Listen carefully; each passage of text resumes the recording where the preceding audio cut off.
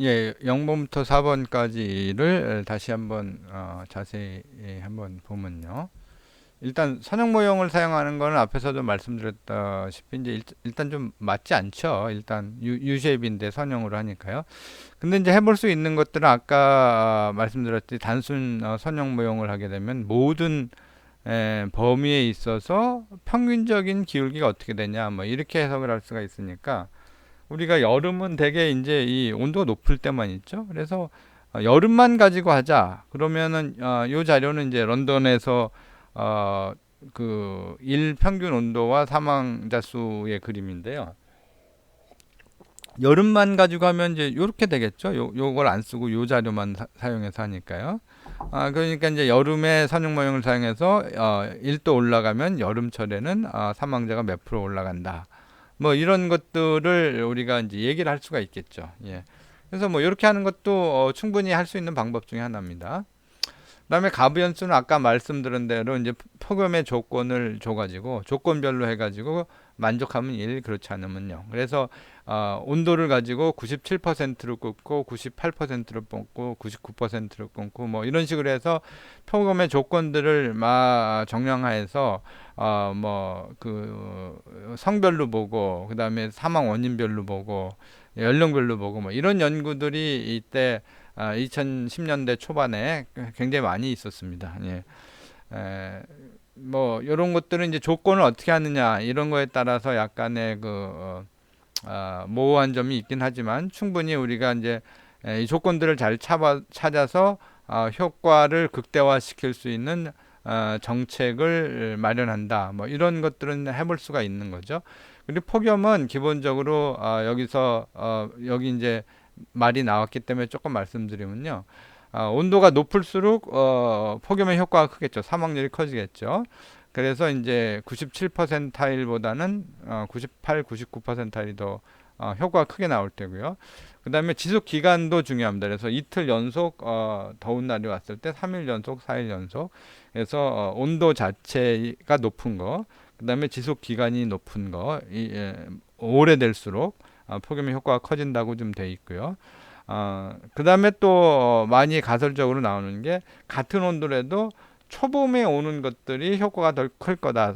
그 얘기는 이제 여름이 지속되면서 사람들이 어느 정도 적응하기 때문에 같은 폭염이라도 몇 번 온 다음에 오면은 좀 더 적응을 했고 적응하기 전에 초여름에 늦 봄에 막 갑자기 높은 온도가 되면 어, 피해가 더 커질 것이다. 이런 뭐 가설들이 있습니다. 그렇게 크게 세 개.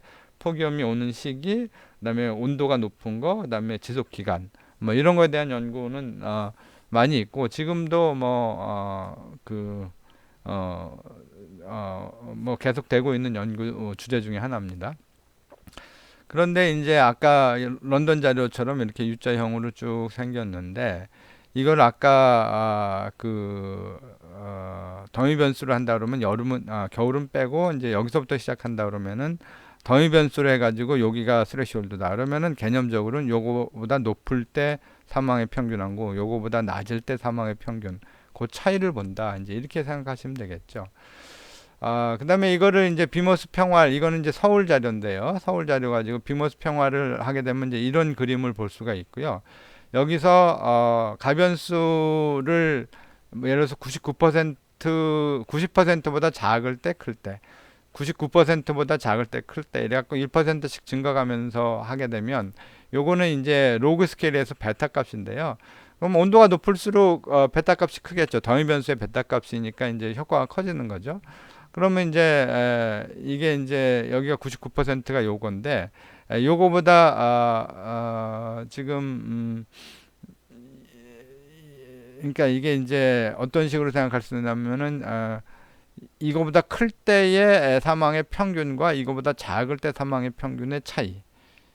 이게 이제 퍼센트가 이제 낮아질수록 온도가 낮아지니까 당연히 이제 베타 값은 작아질 테고 이건 이제 리스크로 바꾸려면 여기다 이제 익스포넨셜을 취해야 되는데요.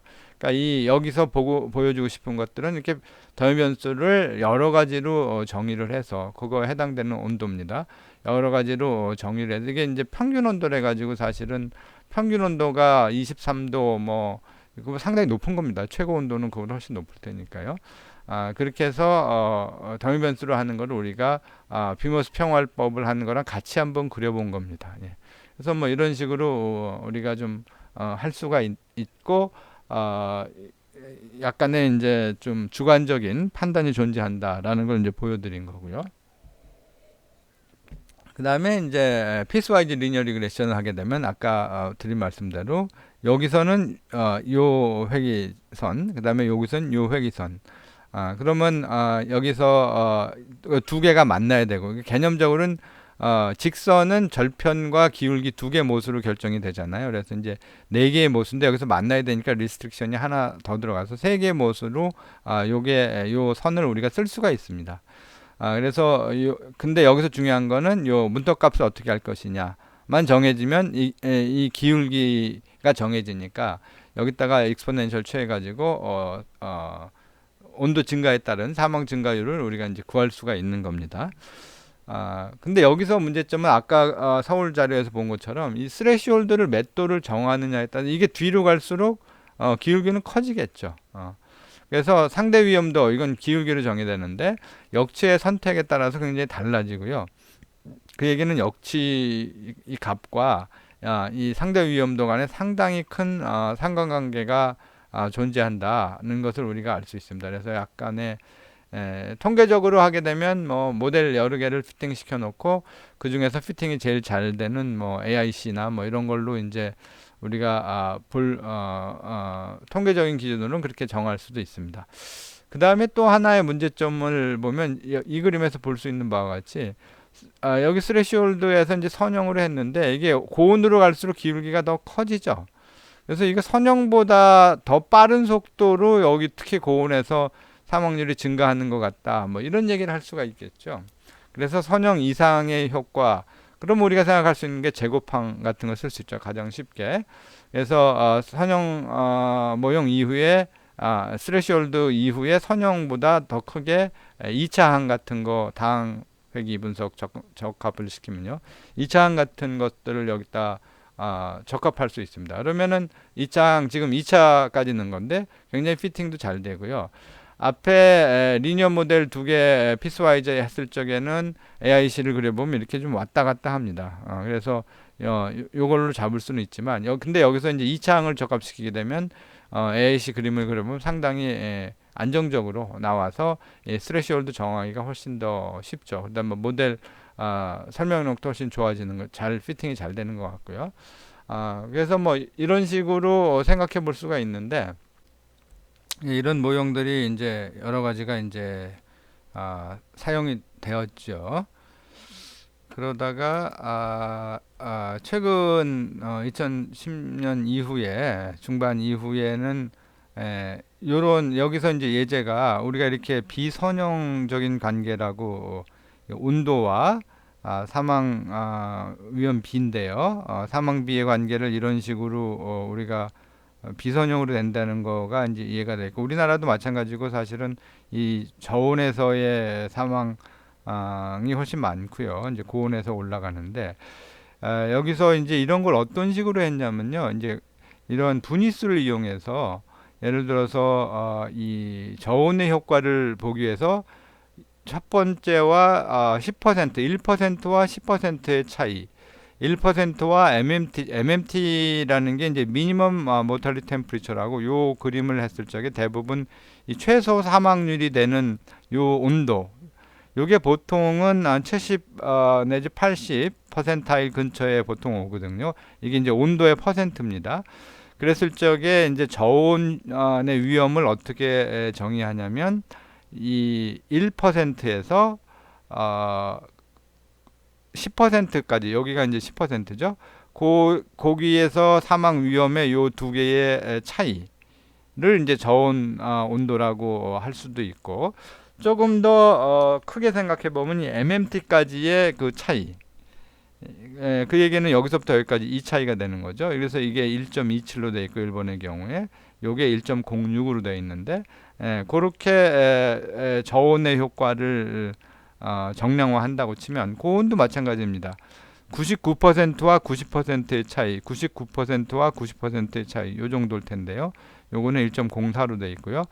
99%와 MMT와의 차이, MMT와 요거의 차이는 1.07로 되어 있습니다. 이 그림은 사실 절표만 바꾸면 위아래로 올라갔다 내려갔다 하는 거는 뭐 별 문제가 아니기 때문에 많은 경우에 MMT일 때가 1로 갖다 놓고 MMT에 비해서 온도가 양쪽에서 변하면서 사망 위험비가 얼마나 올라가나 이제 이렇게 됩니다. 그래서 지금처럼 정의하게 되면 계산 과정은 조금 복잡하긴 하지만 우리 뭐 요새 컴퓨터가 굉장히 좋으니까요. 요 그림을 그리게 되면 이 MMT가 정해지고 이 MMT에 따라서 이 그 고온의 효과나 저온의 효과를 1%와 10%의 차이 혹은 1%와 MMT와의 차이로 정의할 수 있습니다. 이 방법이 이제 최근에 제일 광범위하게 많이 사용되는 방법이고요. 근데 요거는 이 스무딩 라인을 적합시키고 거기서 이 퍼센타일을 정하고 퍼센타일에서 리스크를 계산해야 되기 때문에 훨씬 조금 비전문가가 하기에는 쉬운 방법은 아니지만 뭐 다른 분야와 마찬가지로 R 패키지들이 잘 나와 있어 가지고요. 패키지 익히는 시간만 조금 들이시면 이런 비선형적인 관계에서 위험률을 정량화하는 것들을 충분히 하실 수가 있습니다. 그래서 이제 이러한 방법으로 최근에는 고온의 영향이나 저온의 영향을 우리가 정량화한다. 그렇게 해서 비교한다. 만약에 이제 폭염 효과가 굉장히 큰 나라에서는 이게 이제 급격하게 증가할 때고요. 급격하게 증가한다 그러면은 상위 1%와 10%의 차이는 더 커질 테고 그렇다 그러면 이 RR이 훨씬 더 커지겠죠. 예. 그런 것들을 이제 우리가 개념적으로 이해할 수 있습니다.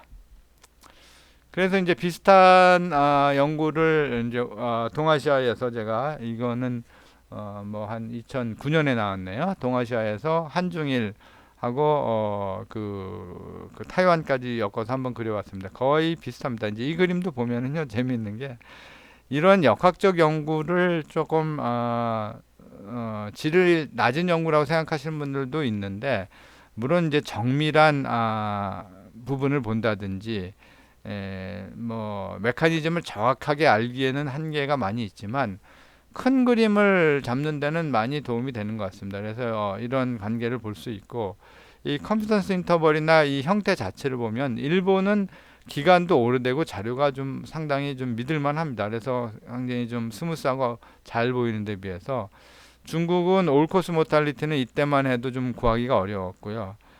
두 개가 있었는데 이렇게 약간 업앤다운이 심한 걸 좀 볼 수가 있죠. 그리고 그렇지만 고온의 영향은 명확하게 지금 보이는 거를 볼 수가 있습니다. 그렇죠? 우리나라는 그 뭐 가운데쯤 돼서 뭐 총 사망은 그래도 좀 예쁘게 나오지만 이거는 호흡기 질환, 이건 심혈관계 질환 사망이 한 온도와 사망 간의 관계인데 약간 좀 일본보다는 이렇게 울퉁불퉁하고 컨피던스 인터벌도 좀 넓은 거를 볼 수가 있습니다.